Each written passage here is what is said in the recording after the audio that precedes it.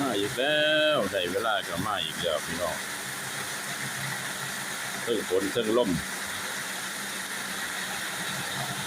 อย่างเงี้ย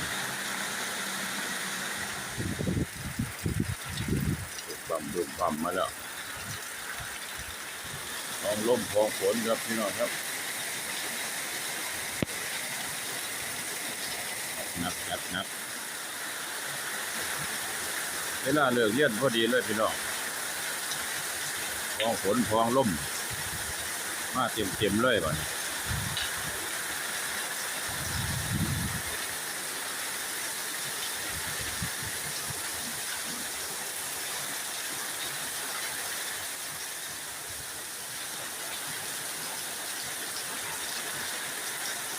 พองฝนพองลมหมดเลย